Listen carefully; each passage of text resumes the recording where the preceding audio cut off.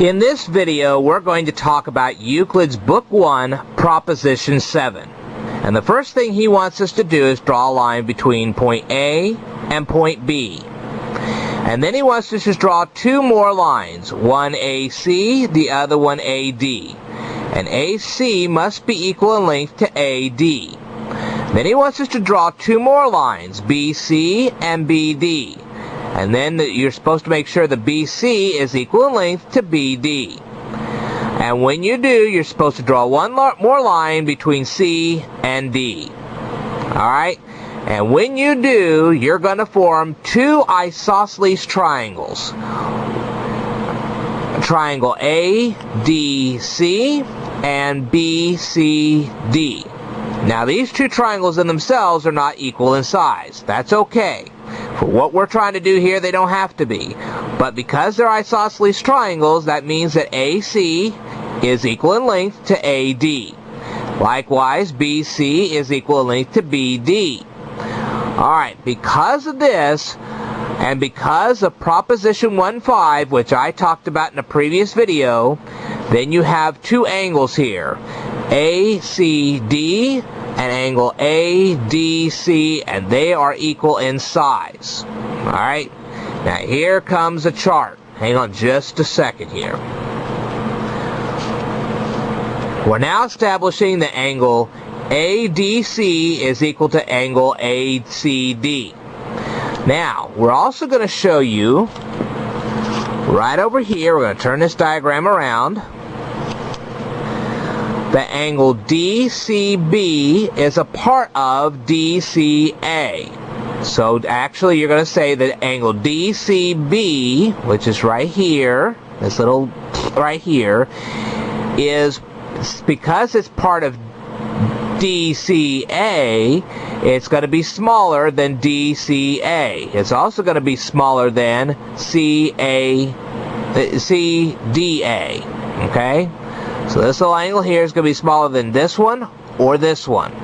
Alright, because CDB is a part of DCA. And so therefore it's going to be really, really tiny. And we show that right here. Angle DCB is smaller than ACD. Now you say, okay, the angle starts at point D, goes through point C, and ends at point B. That's how those things are supposed to be read. Okay? Let's go on here. Angle DCB is also smaller than angle ADC. So therefore, BDC, angle BDC, is bigger than ADC. Now let's show you that one. Okay, we have an angle that starts at letter B, goes through point D, comes up through C. As you can see, ADC is a part of angle BDC. So therefore, BDC is bigger than angle ADC. It's also bigger than angle ACD. Alright, now then,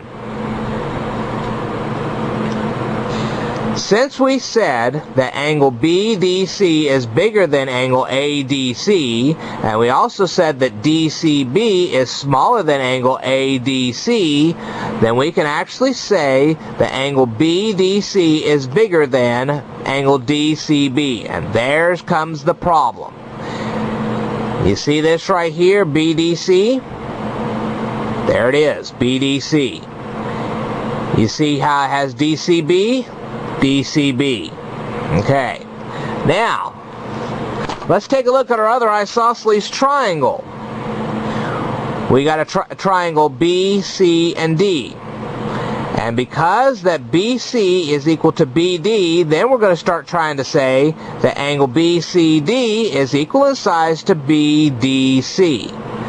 And we've already established that this angle over here and this angle over here are not equal in size. So now we have an absurdity.